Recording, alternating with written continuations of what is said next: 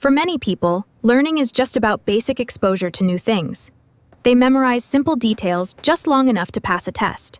They do it just to finish a quick meeting. But a deep thinker like you doesn't do that. Your brain absolutely rejects this shallow method. And it does this because it's incredibly active. It possesses a rare ability to build complex ideas completely from scratch. For you, remembering a fact depends entirely on deep processing. You only store information based on its deeper meaning. And you constantly build highly complex mental models to analyze that information. You always ask why things work the way they do, how they work the way they do, and you're never satisfied with just knowing what happened. You're a deep thinker, and this is why you learn differently than everyone else. Inside your head, a very delicate partnership is constantly operating. This special ability relies on two totally different networks inside your brain. The first system is known as the default mode network. This network handles your deeper sense of self and your personal memories. It manages the overarching life meanings you hold dear. It creates spontaneous and freely wandering thoughts. This network takes over completely when you let your mind drift. It helps you freely connect random dots of information. The second system is called the executive control network. This network acts as the strict manager of your active thoughts. It carefully evaluates every single idea that pops up in your mind. It works incredibly hard to strictly control your wandering thoughts. It organizes those wild ideas from the other side of your brain. Imagine exactly what happens when you are deep in thought. Yes, you are switching rapidly back and forth between these two modes. First, you let your mind explore new ideas with total freedom. You harshly judge them. You generate dozens of different options in your head. Then, you carefully criticize every single one of them. It requires a very powerful working memory. You must keep multiple heavy ideas active in your mind at once, and you must balance totally contradicting facts at the exact same time without losing your focus. Now, this activity points to a specific mental profile, and psychologists have a specific name for the foundation of this mental profile. They call it the need for cognition. This term means you have a powerful internal drive. You naturally want to do heavy mental work. More importantly, you actually enjoy doing that heavy mental work. This specific need is a very unique thing. It is not the exact same thing as your raw intelligence. It is not just your standard IQ score. It does not measure how fast your brain processes basic data. Instead, it is entirely about your natural choices in life. It is about where you choose to spend your valuable mental energy. A true deep thinker is not defined by one simple trait. You aren't just driven by a deep hunger for knowledge. You also naturally crave strong structures in everything you do. You crave deep meanings. And so, it is a complex mix of many different mental habits. Habits that work closely together to change. They completely change how you monitor your own internal thoughts. Experts categorize these habits self-explanation and deep questioning. This means you are constantly quizzing yourself inside your head. You hear a brand new idea. Then, you instantly ask yourself what facts might prove it wrong. You look actively for real-world examples. You use these examples to thoroughly test the new theory. You constantly wonder if the basic assumptions are failing. Because you do all this extra mental work, you seem slow. You might seem to learn very slowly at first. But this slowness is only temporary. You must do this before you dare to take another step.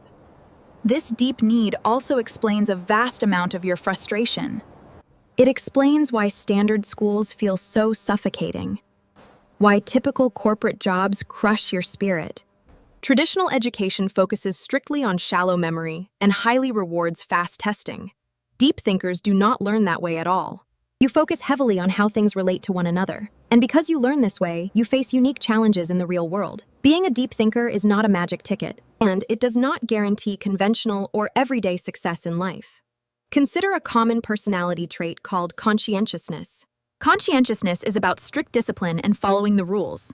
In typical public schools, conscientiousness is a strong predictor of good grades. It works well in standard corporate workplaces for securing fast promotions. It is about finishing exactly what you start on time. On the other hand, openness is tied directly to deep curiosity. It is closely tied to a wandering mind. Openness is the absolute classic sign of a true deep learner. But this openness has a major flaw built into it. Without strict personal discipline, a deep thinker struggles greatly. You might easily spend many hours researching a fascinating side topic. You might completely forget to do your actual required assignment. You can be profoundly smart and still struggle deeply. It is very hard to survive in rigid systems that demand speed over depth, and struggling in these rigid systems can heavily impact how you view yourself. Because you process the world completely differently, you often feel separated. You might often feel like a spectator in your own life. You might feel like you are watching the world from a great distance. This quiet feeling of separation is incredibly common. This difference shows up every single time you learn something new. It shows up whenever you face a complex situation. And this separation is not just internal. Most people will look at your natural hesitation and react to it. They will immediately judge you for it. They usually brush off your careful thoughts. They simply call it overthinking. People expect you to reply to complicated problems in seconds. If you take too long to process a thought, they judge you. They might look down on you. You might ask a deep question about a simple plan. This makes the plan seem much more complicated. When you do this, people might criticize you. They might tell you that you spend way too much time in your head. Over time, you begin to absorb these harsh comments. This constant delay happens inside your head. It can cause a strange and heavy mix of emotions. You might sometimes feel a little. You might start to believe your mind is broken. You might think your brain is just inefficient. But this quiet, heavy delay is actually a clear signature of your mind. To survive this judgment, you must understand your own mental safeguards. Thinking really hard does not guarantee perfect learning. Deep thinking is only a healthy habit with accurate self-awareness. You must have highly accurate self-awareness to succeed. This brings in a vital concept called metacognition. Metacognition is your amazing ability to think about your own thinking. It is the quiet, observant, internal watcher inside your head.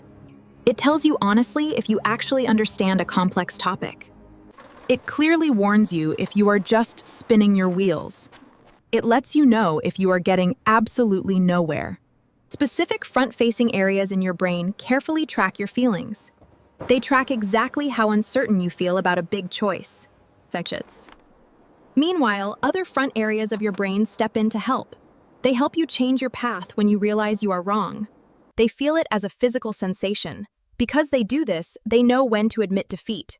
They know exactly when it is time to change their mind. This brings us to a beautiful trait of a reflective mind.